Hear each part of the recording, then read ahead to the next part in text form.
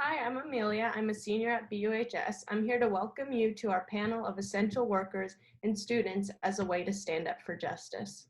The purpose of today's meeting is to hear from a panel of community essential workers to discuss how this crisis has impacted them, their families, and our local community. We will explore how these impacts differ based on perceived gender, income level, race, age, abilities, and other factors. This event is intended to inform participants about the significant disparities which already exist in our community, but are amplified when a crisis occurs, as a basis for generating momentum for future discussion and corrective action. I would also encourage everybody to think about how this crisis has further revealed many systemic flaws that have existed in this country for centuries. It is our hope that we can come out of this pandemic more aware of the change we need to see in our communities. Thank you.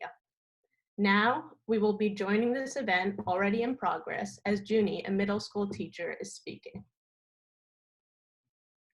It's slowly declining, and so we have to do an extra effort trying to reel them back in, keeping them accountable, and that's been intense. Uh, Another aspect, assisting parents who are now teaching their kids at home how they have to navigate and manage their kids' education. Some parents are very on top of it, doing really great. Others, they have no interest or idea of how to go about navigating Zoom classes or navigating or assisting the kid in planning their day. When do they do homework? When do they not do it?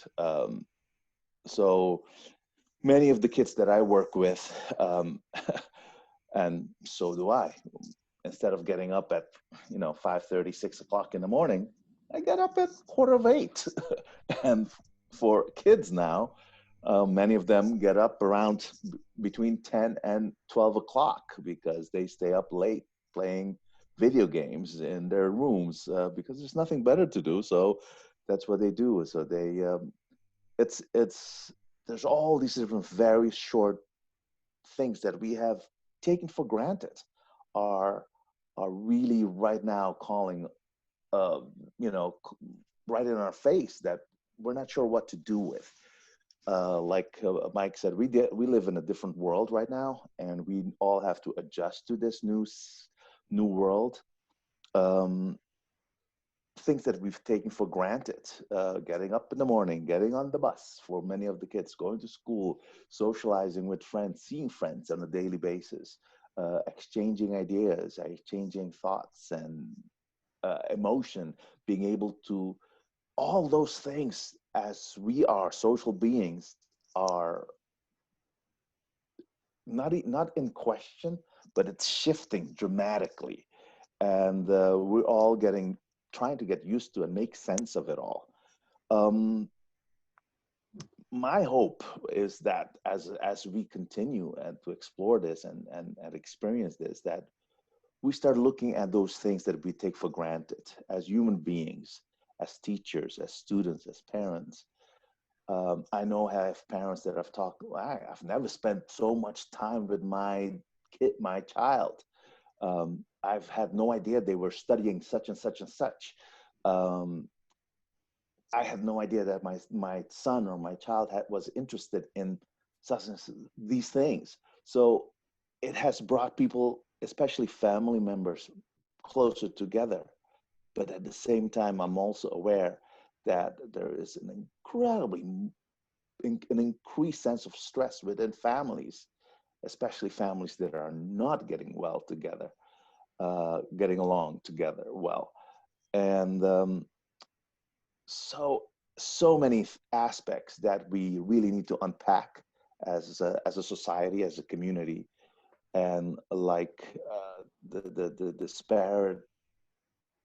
disparity within our community. This is a wonderful opportunity for us all to come together, and I hope as an end result something comes out of it where we can look at each other, look at our community of Brattleboro, and see, okay, we need to address aspects these issues. um, And so I'll leave it at that. And but again, I feel very honored to be here, and thank you for inviting me.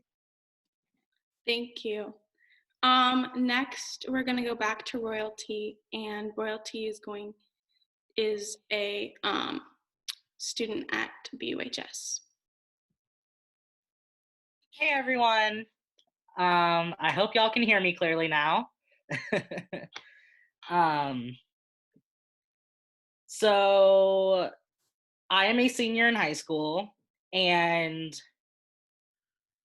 I was beyond upset when this hit and news about graduation being canceled and all of that stuff was just really, I took it really hard.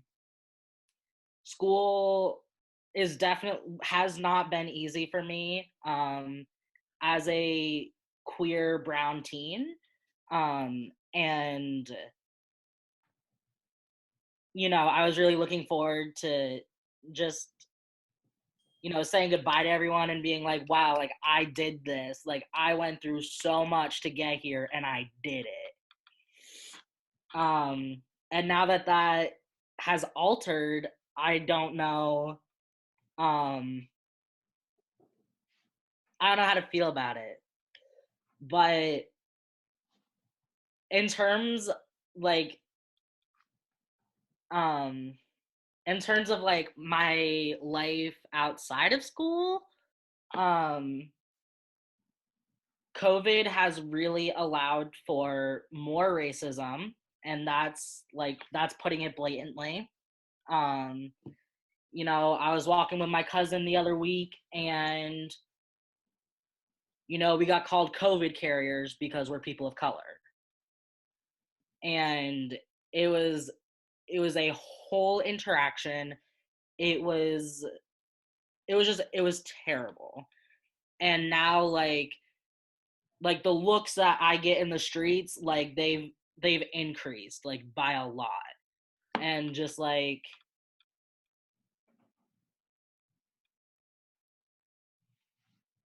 it's I'm getting emotional, sorry. um it's really hard. And today I got an email about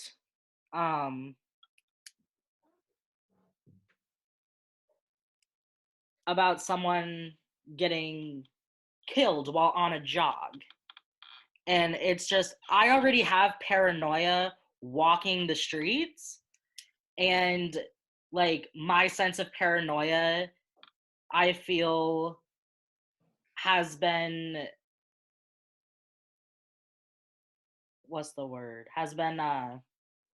validated by that, and just making me see that like things have gotten a lot worse for us people of color. And I want to make it so extremely clear that the people who are on the front lines are dealing with the brunt of this. And that goes for poor people, homeless people, brown and black people, queer people. Like, there's so many aspects of one's identity that is really being hit by this COVID-19 crisis. And it's really putting things into perspective for me. Like, what I took for granted, like seeing friends every day.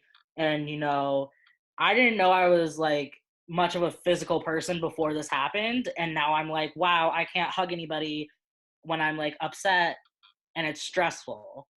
And now I have to, find whole new ways of coping with stress and anxiety and all this stuff. But yeah, as a teenager, as a queer POC, it's rough.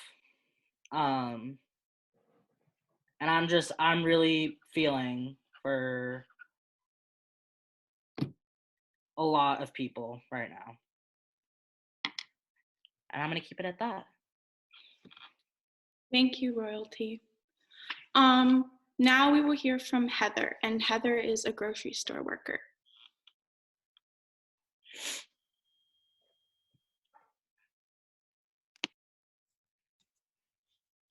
We can't hear you, Heather.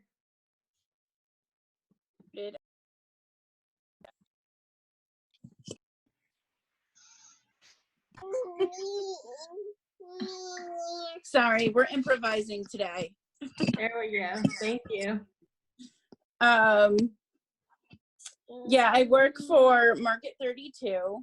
I am a department manager there, and as a department manager, we actually work very hard and very close with the public, but not only do we handle, the customer complaints and issues, but we also, yes, Debbie, we also are working with our employees to teach them better ways of doing things and being, cleaner, more sanitary. We put a lot of changes into place almost instantly, and it just continues on. One of the biggest and Tenley, please. Sorry, I have both kids with me.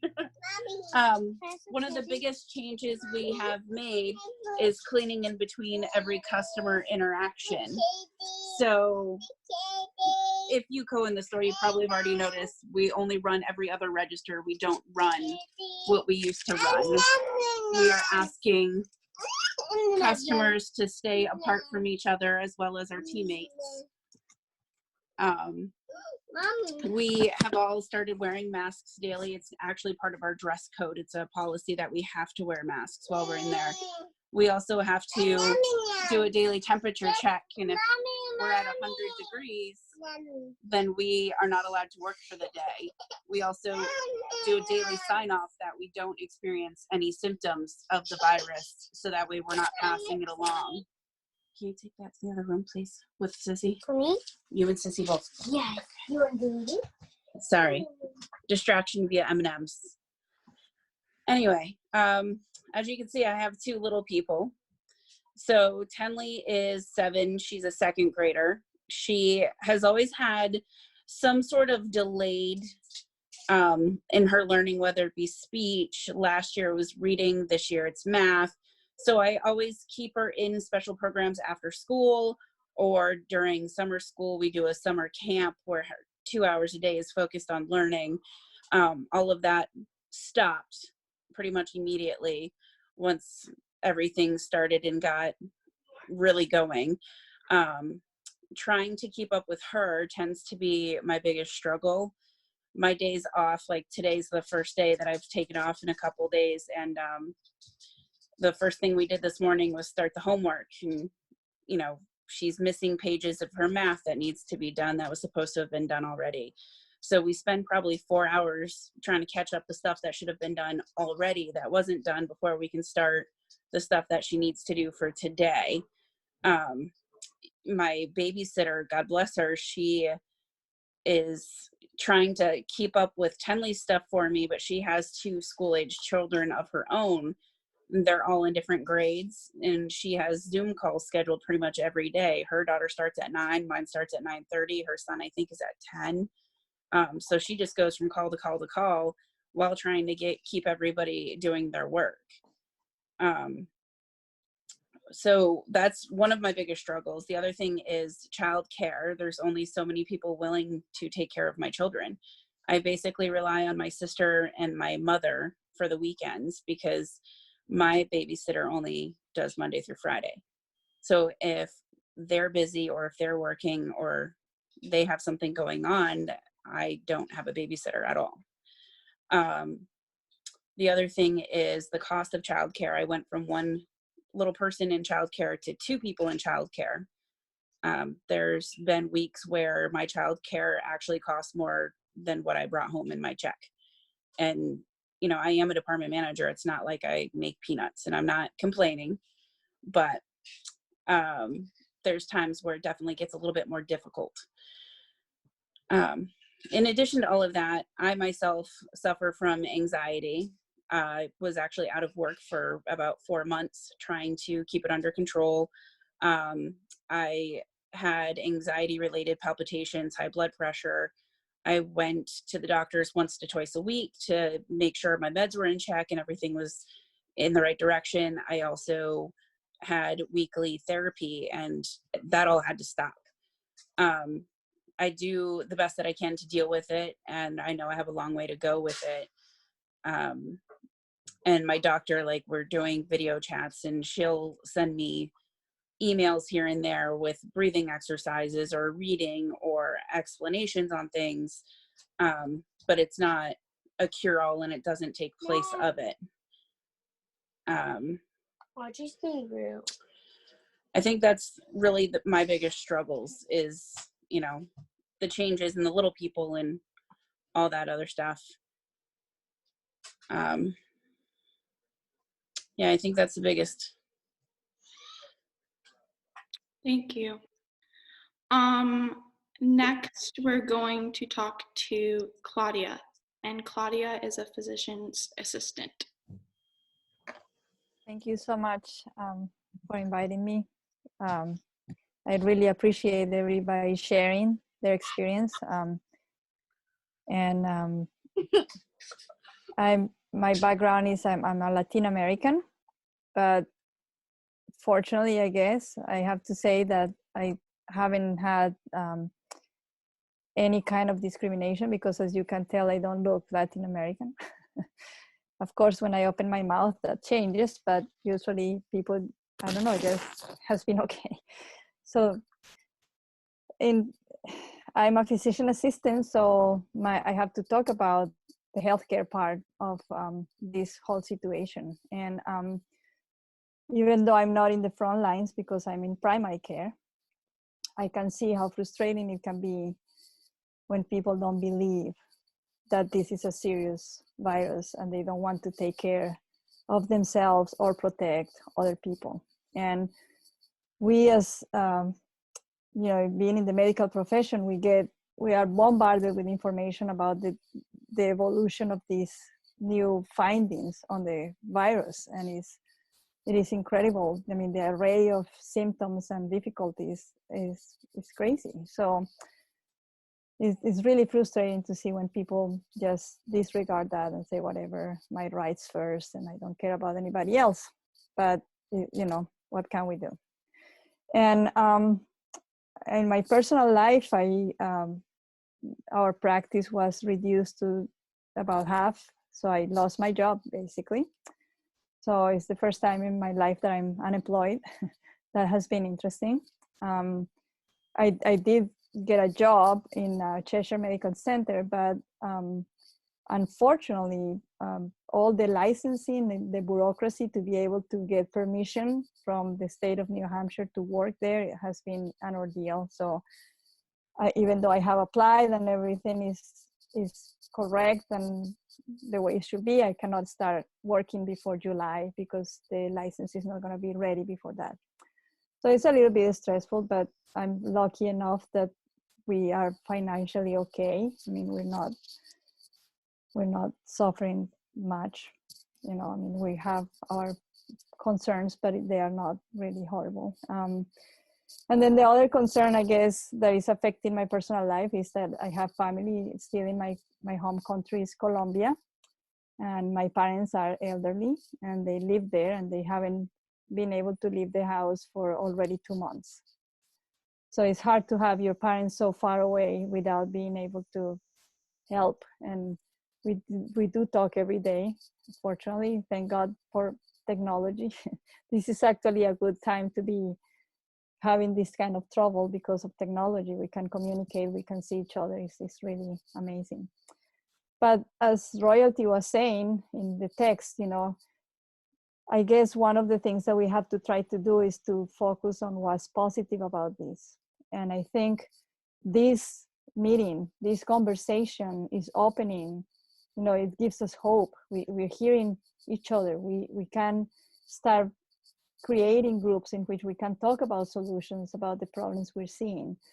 And I can see this as an opportunity to really, really concentrate on what's local, you know, helping each other, creating, you know, help the growers, you know, people who have little farms who are growing vegetables. It is the time to help each other. In healthcare, we have seen, as Heather was talking about, anxieties off the roof, stress, depression. And there are fortunately many phone numbers that people can call and talk about their situation. That doesn't necessarily mean it's a health, you know, mental health hotline, but it's, you know, there are some people who are accepting phone calls, and you can just talk about whatever it is that you want to talk. And I mean, I could talk the rest of the day, but I think that summarizes what's happening in my life. And thank you for letting me share it. I really appreciate it, and thank you for listening. Yeah. Thank you, Claudia. The next speaker we're going to hear from is Kira, and Kira is a grocery store worker. All right. Wow, can people hear me? Okay. Just humbled by these other folks. Yeah, there are a lot of tough things going on. I feel guilty because I'm in kind of a bubble where things are okay for me most of the time. You know, we have just the one kid at home, and she's actually does well with online schooling.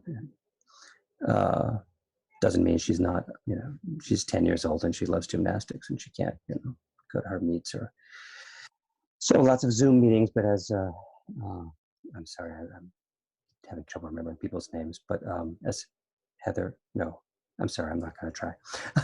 As someone was saying, you know, with the technology makes it easier in some ways, but it's also true as well. Anyway, I should talk about me. I'll focus on me and on the positive as best I can.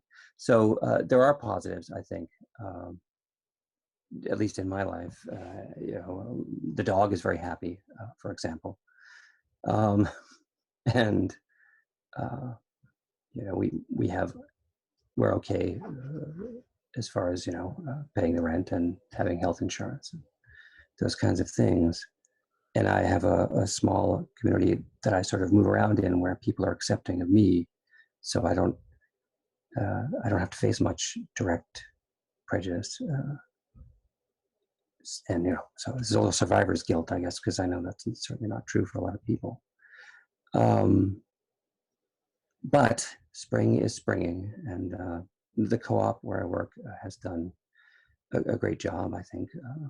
You know, putting in protections into place and trying to find people other things to do whose jobs aren't usable right now. And we're doing the best we can, but there are a lot of people for whom the co-op is like a second home sort of thing. And I feel for those people, especially it was where they would gather with their friends and talk and chat, and they don't have that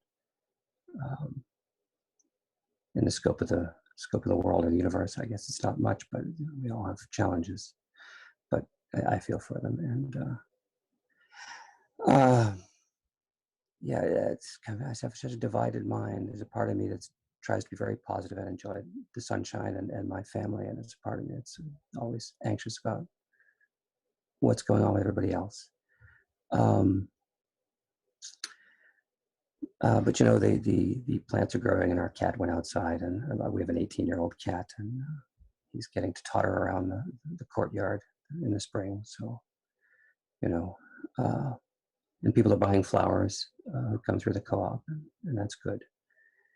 I'm very glad you all are doing this, and thanks so much to the singer, his lovely songs, and to all of you sharing your stories. I really appreciate it. I'm glad I, you know, didn't just come in late, you know. But the masks are strange. I never imagined in my life that I would be talking to people about mask fashion and how masks should be, you know, adjusted, and it's a very strange thing, but sometimes funny. And I miss seeing kids come into the co-op. I mean, we get a few once in a while, and of course then I feel for the parents, because those are the ones who had to bring their kids because they don't have anybody to watch their kids. So, you know, it's sometimes anyway. But I do miss seeing the kids come through.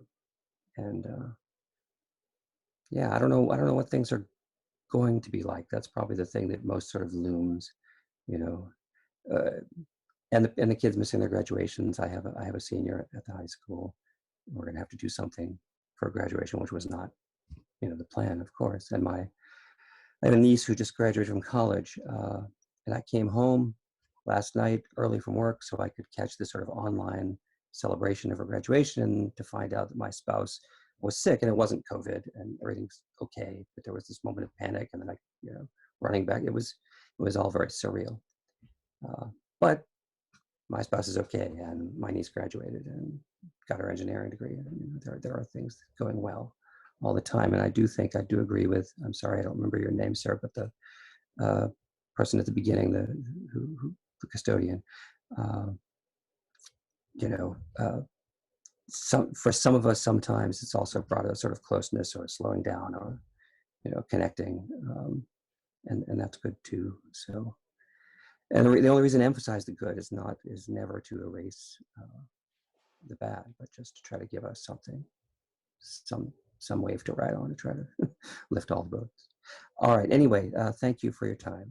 Thanks for doing it. Thank you, Kira. Now I would like to introduce Sherry and Katie from the Women's Freedom Center. Yeah, gosh, I'm just really blown away by what everybody has shared already, and have so much respect for just the courage and the honesty that's coming out. And Kira, I hear you about the mask situation. I think that's taking a lot of getting used to for all of us. And I just had this thought, that's what's so lovely about this conversation. We get to see each other unmasked, right? Which if we're out in the community, we got masks on and it feels, you can't really see facial expressions, et cetera, et cetera. So this is a nice opportunity. And with that said, you'll notice that my coworker Katie and I are not pictured, and we also as advocates don't use our last names in public, and that's because of the safety risks in our work. But we are deeply grateful for all of you being here and for being invited to be part of the conversation. So just for those who maybe aren't as familiar, the Women's Freedom Center, formerly Women's Crisis Center, is the domestic and sexual violence resource organization for Windham and Southern Windsor counties.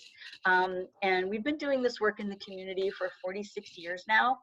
And we always want to make sure community members know that we're committed to supporting survivors of all genders who've experienced domestic or sexual violence. We know it could happen to any one of us.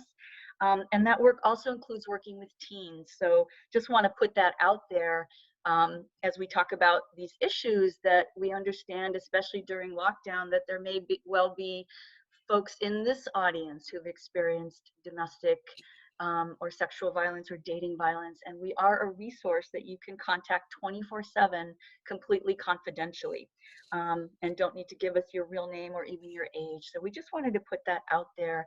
And we thought we would focus our COVID answer today on the impact that the lockdown is actually having on the families that we work with. And just to give you a snapshot, last year alone, we responded to over 2,200 hotline calls from survivors. And, you know, for any survivor that's not living with an abusive person, you know, they may be surviving and riding out this lockdown the same as the rest of us. We have a number of families with kids and without, you know, folks without, that we're sheltering. And once they've reached safety, for them, this pandemic is pretty much, like I said, the same as for the rest of us. But where we've noticed a huge impact and a change is for anybody that is still living with an abusive partner. And as you can imagine, you know, if you're sheltering at home, but you're safe there, you know, it might get kind of dull, the things we're all experiencing, but at least you're safe there. But that is not the case for anybody that's experiencing domestic violence in the home. And what we've noticed is a pretty drastic drop in the hotline call volume. Just to give you an example, the first couple weeks of the lockdown, our call number went down by 50%. And the reason for that is we know that year round, when survivors try to call us, they already have to strategize, how to get to have a private phone call.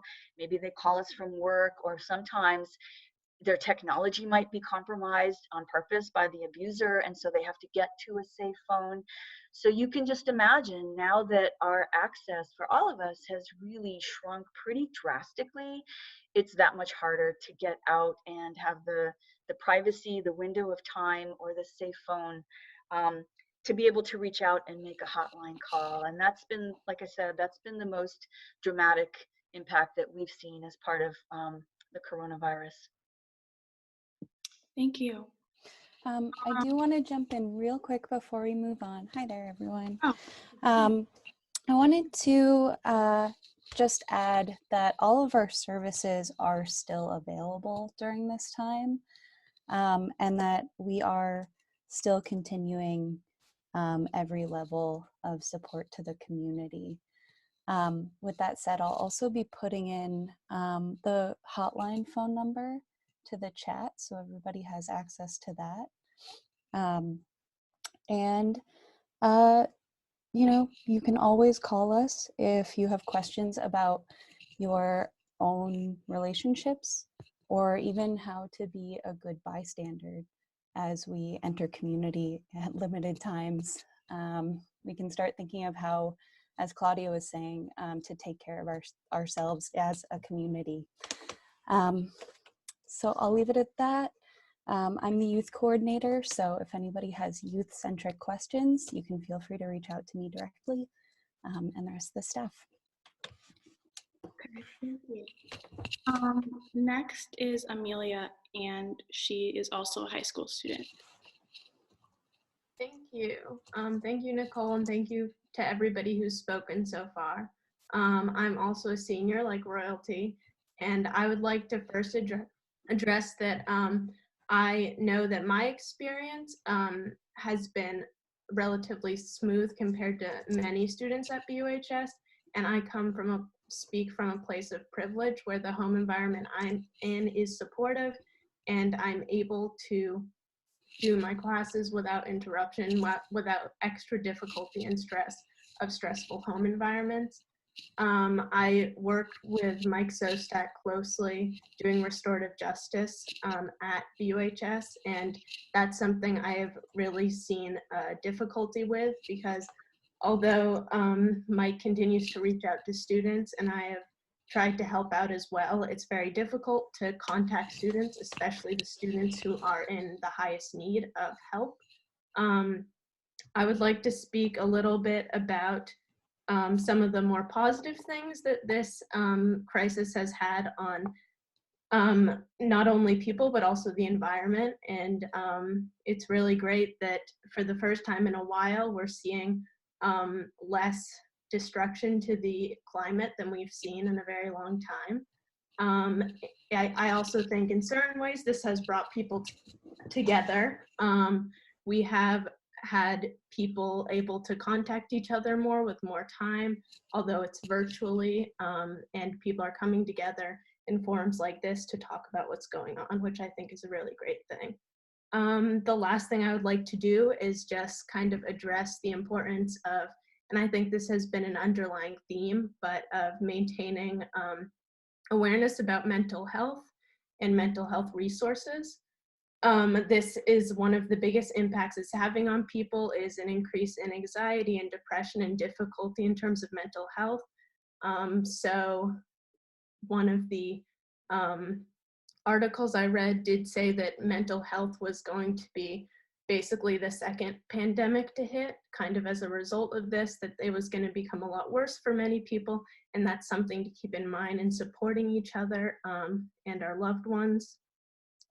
As a senior, this is obviously a very difficult time. A lot of us are missing out on a very important part of our lives, and I am grateful to be able to be in contact with a lot of my friends, and I do something that is interesting is somebody was bringing up how a lot of high school, sorry for teachers out there, is more important to learn how to socialize with each other and with adults and peers than even the classes themselves. That's a huge part of it. So this is taking a lot away from students, no matter what age, in terms of that social aspect. I am hopeful that we'll do some kind of form of graduation. I know class council has talked about it a little bit. So we're looking to do something to honor everybody who's graduating. And beyond that, I just wish everybody well and stay as healthy as possible. And thank you very much. Thank you, Amelia. I'm Nicole, if you don't know me, and I am an 8th grader at BAMS. And for me, it has been really tough because, again, the social piece and not seeing my friends is a lot. And I do acting at the New England Youth Theater, which is a really big part of my life. And also, Zoom, I think, is great, but Zooming my class is sort of hard because there already is a lot of racial harassment at my school to me and all the other people of color. And an incident that happened to me a couple of weeks ago was I was Zooming my teacher, and he had his daughter with him, and my camera was on, and the daughter whispered to him. I don't think she's ever seen a person of color before, so she whispered something to him. And he said, well, people come in all different colors. And then she whispered something again, and she said, but her tongue is probably brown too. And my teacher, she asked me to stick out my tongue to like prove that I, sorry.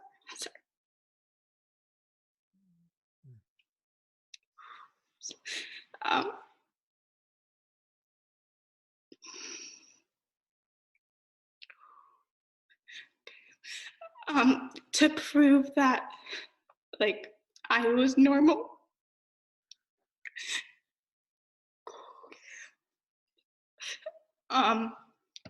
And that's what they used to do when slaves were getting sold. They used to ask slaves to stick out their tongues to prove if they were healthy or not. And I just feel like that shouldn't be happening. Like, it already happens in school, and it really should not be happening in Zoom, especially with the teachers. So I talked to my parents about it, and we're reporting it as racial harassment. So it's so hard for me, especially. And I was just so surprised that to happen on Zoom, that was really hard for me. So thank you. I'm sorry to end on such a sad note, but yeah. Thank you so much, Nicole. We really appreciate you talking, and we appreciate everybody here sharing their stories. It really means a lot to myself, and I'm sure everybody else who is hearing all of people's differing stories. The COVID crisis has obviously impacted us all in many different ways. Before we begin to conclude this meeting, I would like to ask Emily if you're able to do your song one more time. We might have had an issue with the recording at the beginning, so if you're comfortable with that, we would like to do that, and then we can also open it up to questions and comments from everybody here. So thank you very much. One second.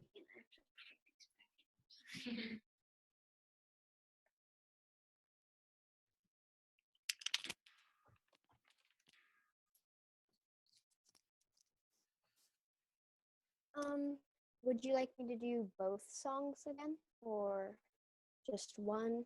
Was there one in particular that the recording was in? If you could do one of them, that would be great. You pick whichever one you'd like.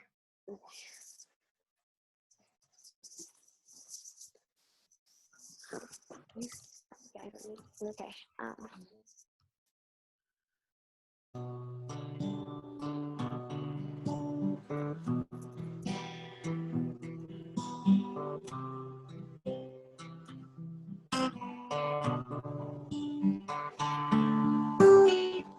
There may be a garden in the shadows, running through the hectic sight. There may be a monster in the shallows, but a safe passage she provides. She provides. The girl with the long brown braids, she never complicates. But once she finds her place, she's blamed for their mistakes.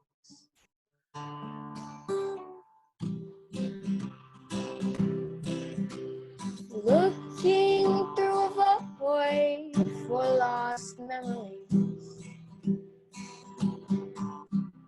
Not all of them as they seem, they may seem. Open up the door and they always stare. What's so crazy about the girl with the braids in her hair? The girl with the long brown braids, she never complicates. But once she finds her place, she's blamed for their mistakes.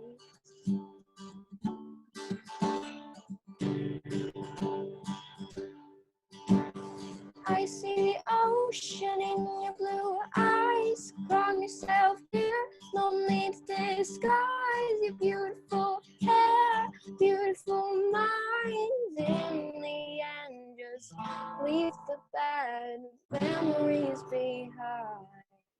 The girl with the long brown braids, she never complicates. But once she finds her place, she's blamed for their mistakes.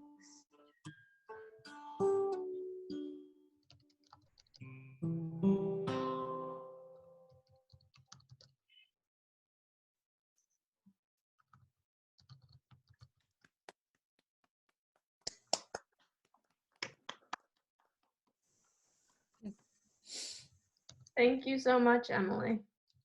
That was beautiful yet again. Before we begin to wrap up this meeting, I would like to open it up to any audience members who are here.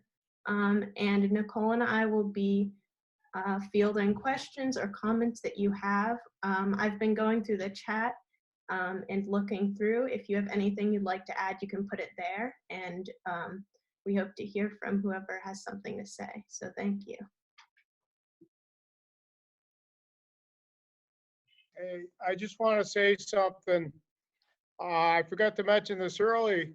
If any of you have seen the school buses going around town, what's happening is our lunch staff, our cafeteria workers are in the school every day making lunches, and they're shipping them out on the buses to bring them around to the kids in the community. So if we ever get back to school, or if you know any of the lunch ladies, thank them from the bottom of your heart, because they're continuing to feed all our students. There's a lot of kids out there who don't have access to good nutrition, good meals, and our cafeteria staff is working very hard to keep the food moving. So when you see those buses out there, that's what they're doing. They're bringing food around to all the kids. Thank you, everybody. Stay safe.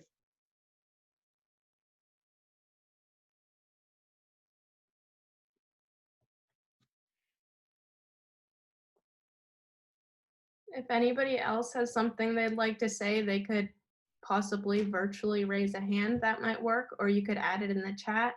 I believe that most of the audience members are muted, but Mike can unmute you if you had something to say.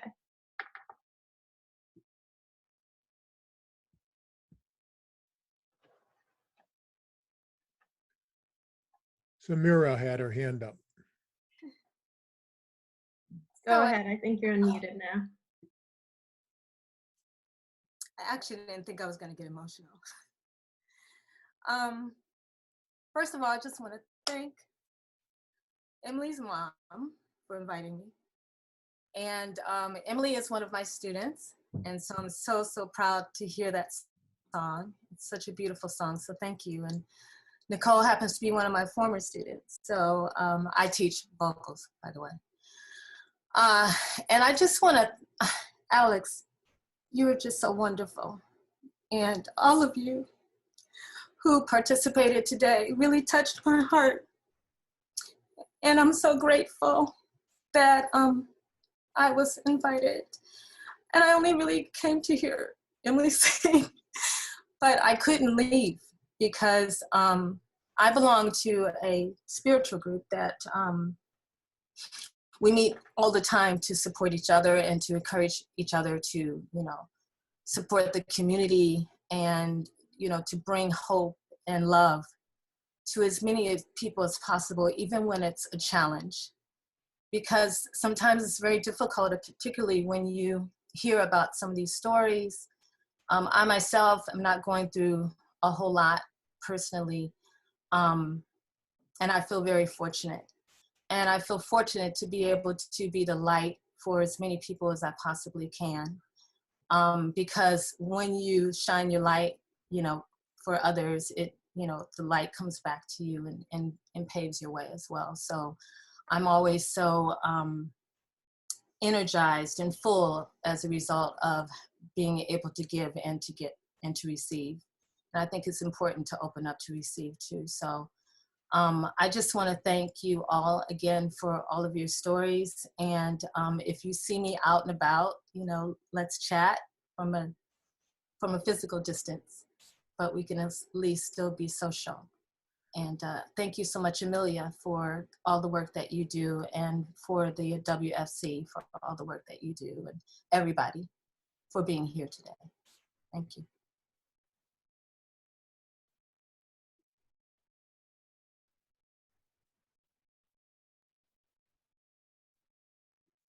I think Tara has her hand up.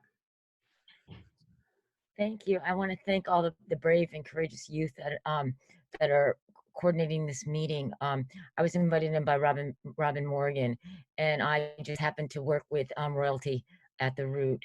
And I remember when Nicole was born, with lots of joy and love. I just want to say one thing, that and echo what Samira said, that, you know, the youth, you're displaying huge amounts of courage, wisdom, a lot that we can learn from.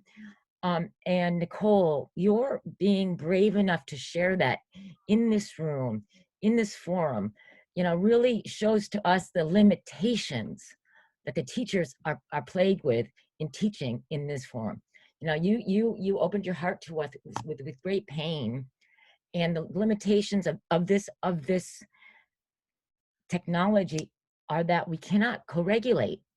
We cannot, you know, be in our bodies and attune with each other, you know, share that energy of I heard you, I hold you, you know, so that you don't have to hold all of that pain yourself, Nicole. You know, you shared it with us today. I just think if we can all give you some kind of verbal cue that you can sense in your body. You know, our bodies are lacking so much using this technology. They're losing out. So I would just ask that if all of us do something, either a visual cue or something, so Nicole, you feel that you're supported here by the people that you shared this with.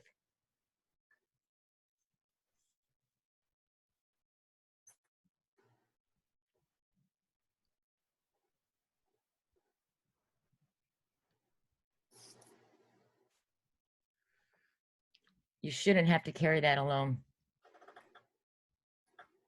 Thank you.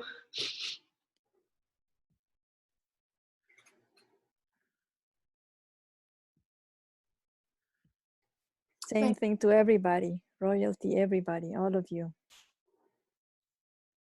Thank you, Nicole, for being so brave. Yes. Absolutely, Nicole. Thank you so much. Thank you.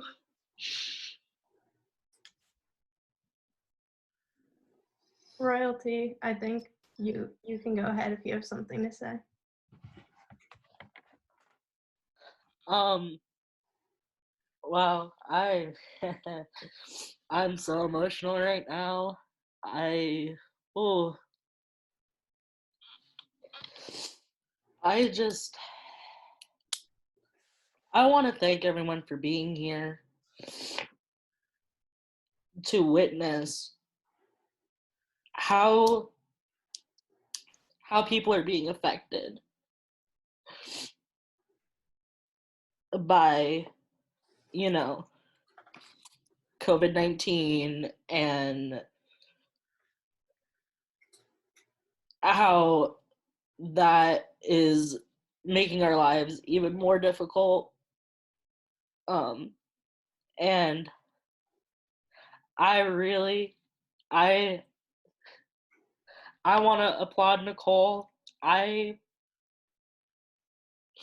Nicole, I have been there. I've dealt with so many of the same interactions with teachers, and I I can't believe that you're an 8th grader and you're going through this and you're being so, like, I need you to know that you aren't alone. There are youth who stand with you, me being one of them. I know your pain. I know. I've been there too. And I need everyone to know that we're not alone in this. And it definitely feels like that right now, but we're not. And I am here to help in whatever way I can.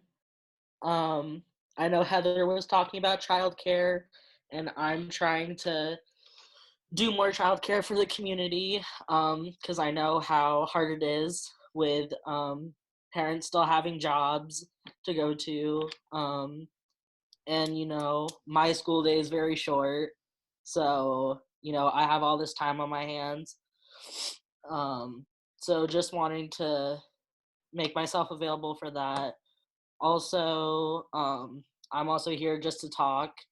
And I say that to the youth who might need someone to talk to.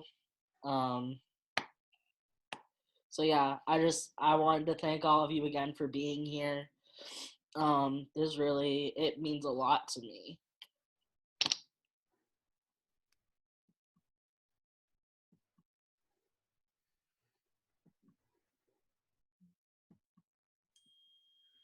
Thank you, Royalty. Would anybody, Rhonda or Miss Weingartner? It's okay. You can call me Rhonda. Wow, I'm feeling like everyone else. I'm just overwhelmed with emotion right now. And I have to share, this is very, very, very difficult work to do as a high school counselor, to not be able to hold you guys when you're in pain, and to just let you know, as Tara said, and to give that physical support, just to let you know that we love you. And I've not had the pleasure of working with you guys individually as your counselor, but I know your souls and your hearts.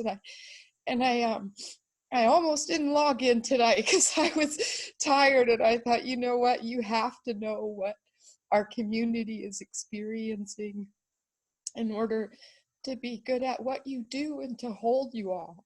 And I'm so grateful that I logged on. This is one of the most beautiful things I've seen in a long time. And I have to tell you, it gives me hope. And I really do hope when we come around the other side of this that we understand how priceless human connection is, and how much we have to stop and think about each other.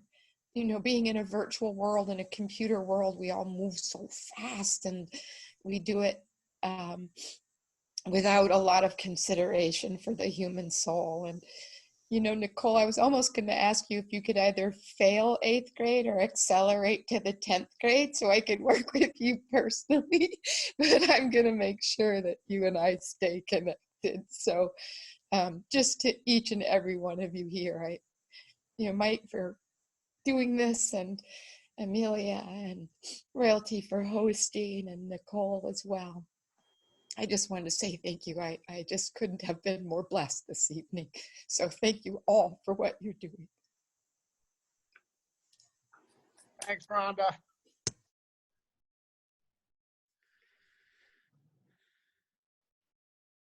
Does anybody else have any questions or comments they'd like to bring up?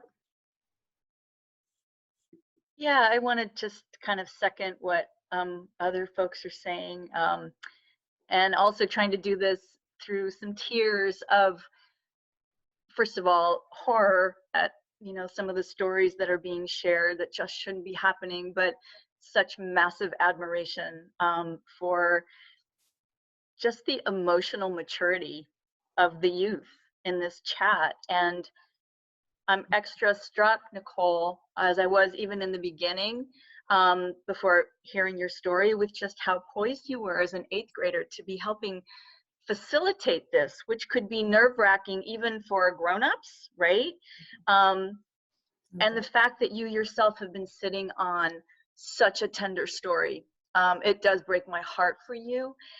But what I can tell you, and Royalty and everyone else who shared, is you have permanently impacted every single person in this chat. We're never going to forget that story as motivation that we still have a long way to go to fight for basic decency, and way more than that, right? Just justice. And you're a huge voice in that by the fact that you've had the courage to put that story out there and not see it as something that's happened to you personally, but as you did, to absolutely connect the dots to the history behind that. So just hats off to you, seriously, all of the youth here. I am just, yeah, super grateful to have had a chance to listen to this. And this is, there's so much news out there right now, and so much hard news, and also inspiring news about just what our fellow humans are up to trying to make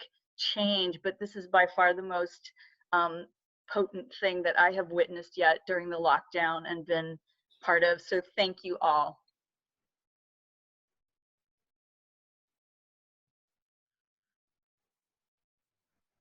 Thank you.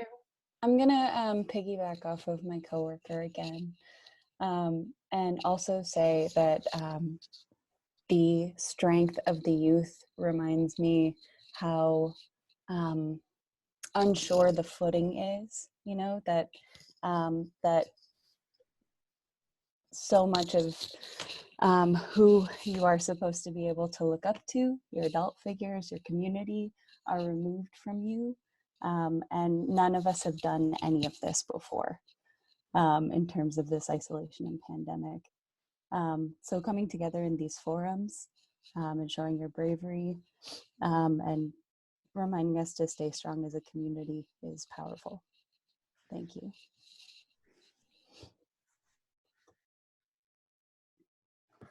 Thank you. Claudia, do you have something? Yeah, I mean, I cannot just repeat everything that everybody has said, but thank you. Thank you for this. But I also want to remind everybody of us that part of racism is ignorance. And unfortunately, we live in a very white state. And as you said, Nicole, I mean, this kid may not have seen a person of color before. Doesn't justify what happened. I don't think the teacher knew how to handle this situation. Definitely a big mistake. Mm-hmm. But that shows us how important these meetings are, how important it is to get together and embrace diversity. It is so important for all of us to be able to express, the way you are expressing.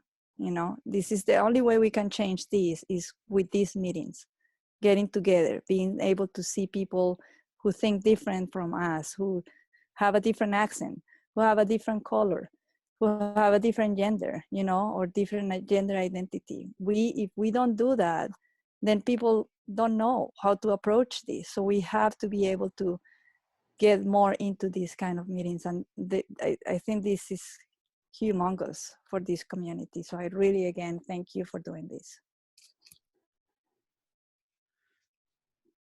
Thank you very much, Claudia. If anybody else has something to add, feel free. You can also put it in the chat or just raise your hand. I'm sure we'll see you. I don't want to end anything until we make sure everybody's voices are heard. So I'll give people a moment.